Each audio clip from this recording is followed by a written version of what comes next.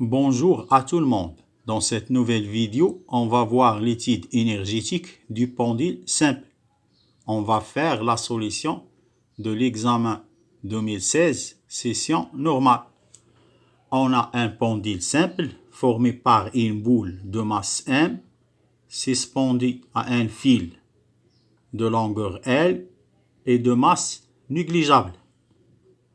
Donc le pendule oscille dans le plan OX, OY. La position du pendule à l'instant T est repérée par l'abscisse angulaire θ dans un référentiel terrestre. Donc, on va considérer le plan horizontal passant par O comme référence de l'énergie potentielle de pesanteur, c'est-à-dire l'énergie potentielle de pesanteur au point O est nulle. On va négliger les frottements et on va travailler dans l'approximation de faibles oscillations. N'oubliez pas que le pendule simple est un cas particulier du pendule pesant, avec la distance entre l'axe de rotation et le centre d'inertie des solides est égale à la distance L et le moment d'inertie, noté G delta, est égal à ml au carré. Donc, la première question, essayez donc de déterminer l'énergie mécanique du pendule en fonction de M, G, L, θ et la vitesse angulaire θ point. Et en déduire l'équation différentielle du mouvement. Donc, vous savez que l'énergie mécanique à l'instant T est égale à la somme de l'énergie cinétique plus l'énergie potentielle de pesanteur. Et l'énergie cinétique est égale à 1 demi G delta θ point au carré, tel que G delta représente le moment d'inertie du pendule par rapport à l'axe delta, θ point sa vitesse angulaire à l'instant T. Et l'énergie potentielle de pesanteur est égale à mg fois y plus une constante. Pourquoi on a utilisé y? Parce que l'axe vertical, c'est l'axe OY. Puisque le plan horizontal passant par O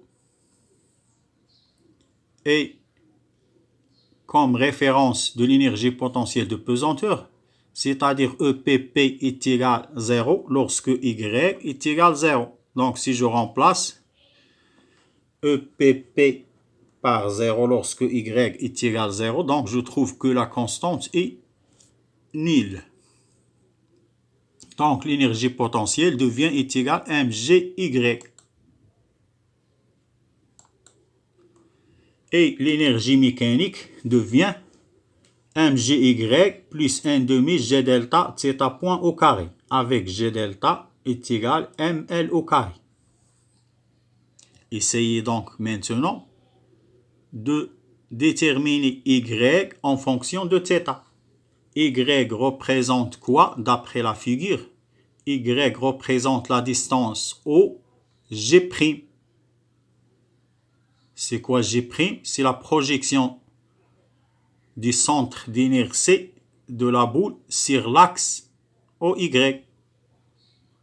C'est-à-dire la distance OG', il est égal à O, c'est-à-dire L, moins AG'. AG', il est égal à L fois cosinus θ. Donc voilà l'expression de Y en fonction de θ. Donc Y est égal à L facteur de 1 moins cosinus θ. Et puisque θ est faible, on a cosinus θ est égal à 1 moins θ au carré divisé par 2.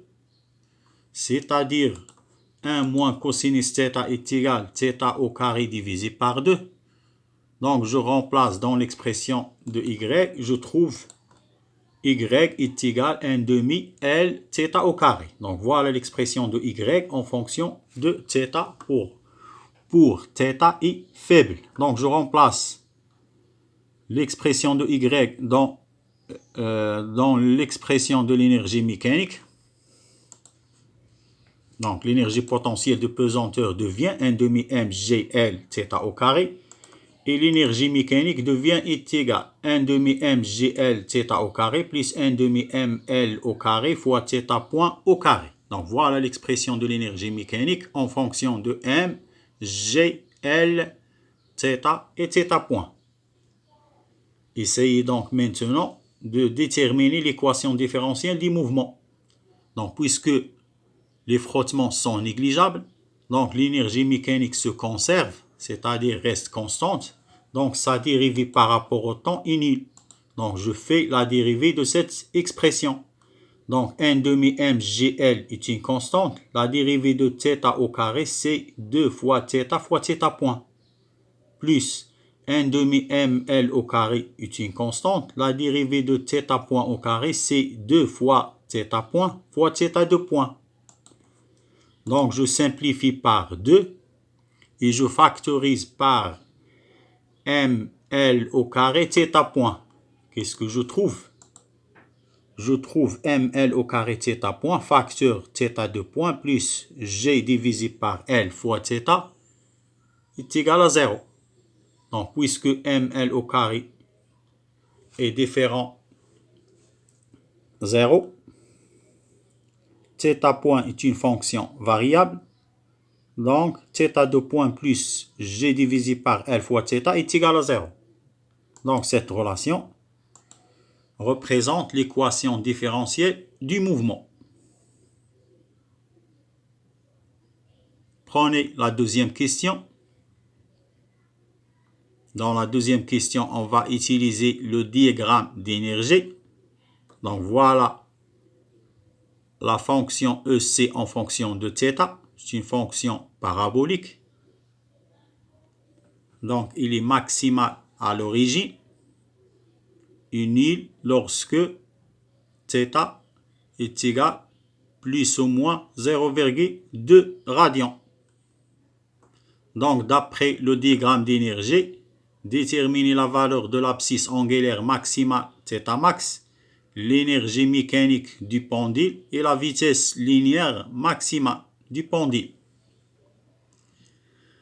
Donc, vous savez l'abscisse angulaire maximale.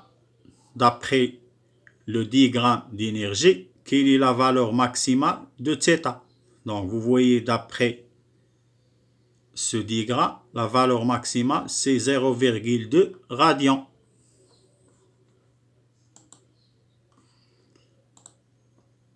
On passe l'énergie mécanique du pendule. Donc, à l'origine, θ est égal à 0. Donc, l'énergie potentielle de pesanteur, d'après cette expression, est nulle. Donc, l'énergie mécanique est égale à l'énergie cinétique, qui est maximale. Donc, l'énergie mécanique, à l'origine, est égale à l'énergie cinétique, est égale à 40 millijoules. Donc, voilà la valeur de l'énergie mécanique. C'est-à-dire 40 fois 10 moins 3 joules. On va essayer maintenant de déterminer la vitesse linéaire maximale, c'est-à-dire Vmax.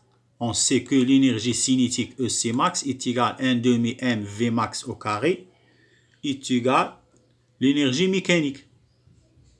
C'est-à-dire la vitesse maximale, qui est toujours positive, est égale à racine carrée 2 fois EM divisé par M. Donc, si je fais l'application numérique, je trouve 0,48 mètres par seconde. La dernière question, essayez donc maintenant de déterminer les abscisses angulaires θ1, θ2 pour que l'énergie potentielle est égale à l'énergie cinétique. Donc, pour que l'énergie cinétique est égale à l'énergie potentielle de pesanteur, c'est-à-dire l'énergie mécanique est égale à 2 fois l'énergie potentielle de pesanteur, donc je remplace l'énergie potentielle de pesanteur en fonction de θ. l'énergie mécanique, sa valeur est connue. Donc, on trouve maintenant l'expression de θ. Donc, θ, n'oubliez pas que θ, c'est une valeur ou bien est une grandeur algébrique. Donc, θ est égal plus ou moins racine carrée de EM divisé par MGL. Donc, si vous faites l'application numérique, donc vous trouvez θ est égal plus ou moins 0,14 radians. Voilà la correction de cet exercice. Merci.